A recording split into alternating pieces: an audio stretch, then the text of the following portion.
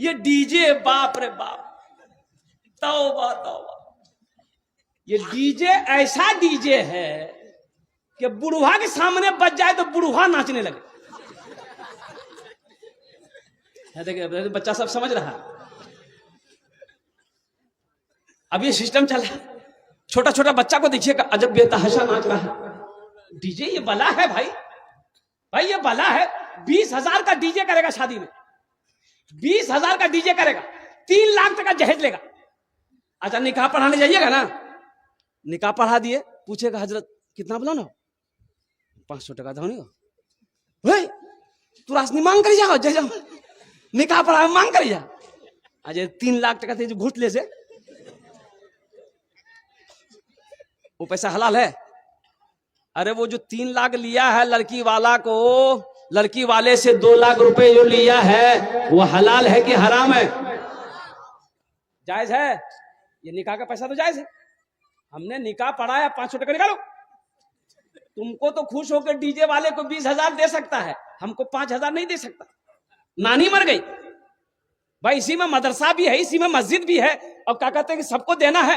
تو اس لیے مسلمانوں، اللہ پیسہ دے تو حلال کاموں میں خرچ کرو، نیک کاموں میں خرچ کرو. اس لیے ایک بات یاد رکھیے گا، نماز کے بارے میں ایک سوال میرا اللہ کرے گا، نماز کیوں نہیں پڑھی؟ روزہ کے بارے میں سوال ہوگا، روزہ کیوں نہیں رکھا؟ حج کے بارے میں سوال ہوگا، دولت دیے حج کیا نہیں کیے؟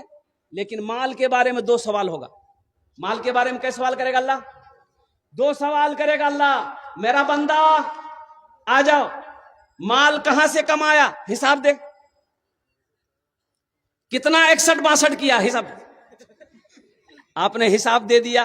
پھر اللہ اب مال کمانے کا حساب دے دیا آپ نے. اب پھر میرا اللہ کہے گا اب یہ مال کو خرچ کہاں کہاں کیے، اس کا حساب دو. تب ڈی جے نکلے گا وہاں. اللہ کے فرشتے اتنا جھاڑو مارے گا نا سر میں، سر کا بالے اڑا دے گا. اور ایک بات یاد رکھیے گا، جس کا پیسہ جیسا ہوگا ویسا ہی خرچہ ہوگا.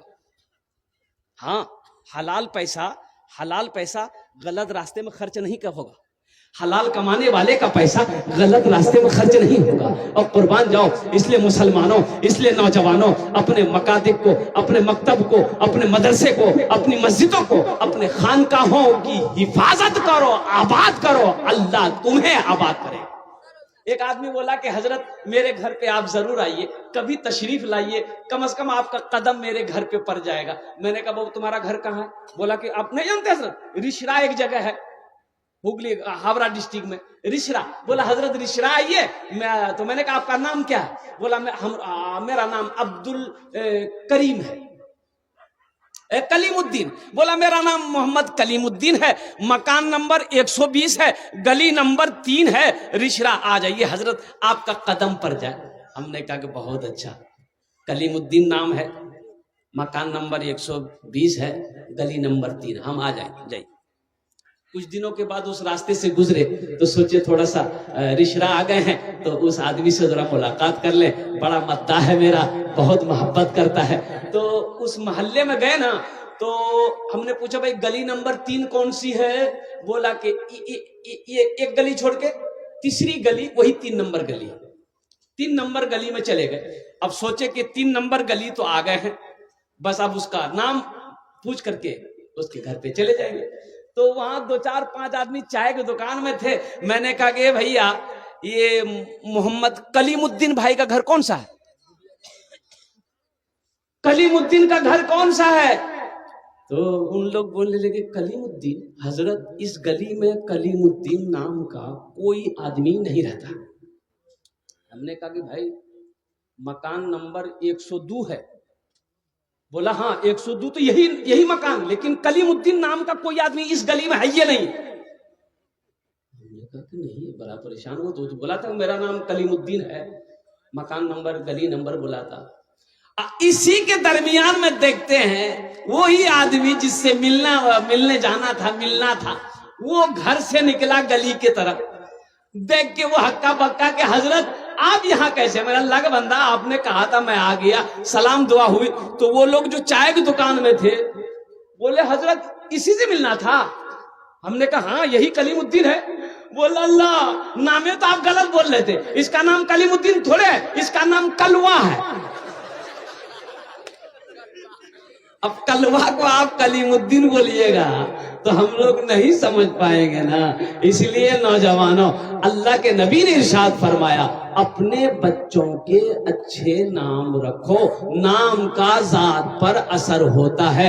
اس لیے دیکھو ماں باپ کے بے شمار حقوق اولاد کے اوپر میں ہے، لیکن اولاد کے بھی کچھ حق ماں باپ کے اوپر میں ہے۔ اولاد کا حق یہ ہے کہ بچہ جب پیدا ہو تو سب سے پہلا حق بچے کا یہ ہے ماں باپ کے اوپر میں کہ اس کا اچھا نام رکھا جائے۔ اس کا اچھا، ارے بولو بھائی، اس کا اچھا۔ انشاءاللہ اپنے بچوں کے اچھے نام رکھو گے؟ ہاتھ اٹھاؤ انشاءاللہ، کتنے لوگ تیار ہیں؟ یہ دیکھیں بچاٹیاں بھی ہاتھ اٹھاتی ہیں۔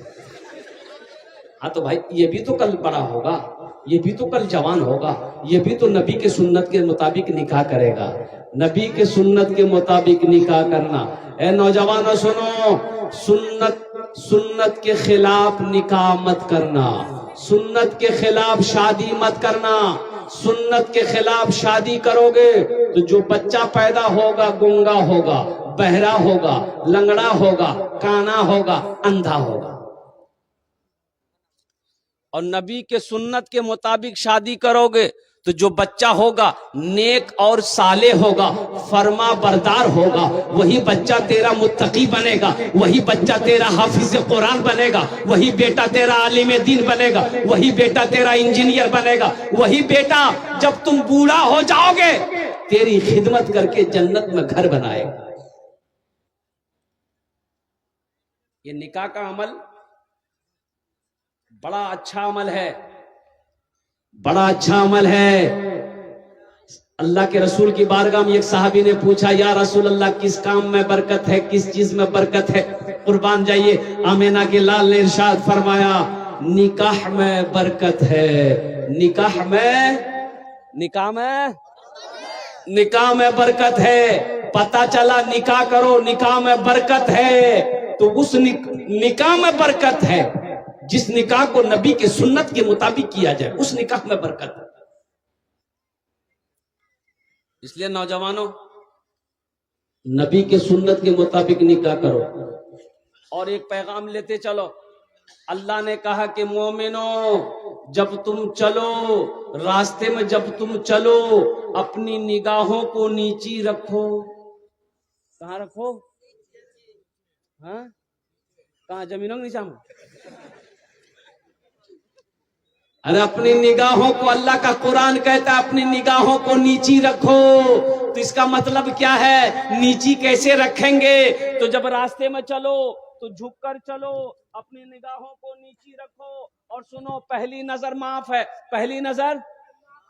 اگر راستے میں چل رہے ہیں، اب بھائی راستے میں چل رہے ہیں، کوئی لڑکی پہ نظر پڑ گئی، کوئی عورت پر نظر پڑ گئی، تو پہلی نظر معاف ہے نا۔ نظر پڑی، نظر جھکا لو، نظر ہٹا لو، یہ معاف، اللہ معاف کر دے گا، اس کی پکڑ نہیں۔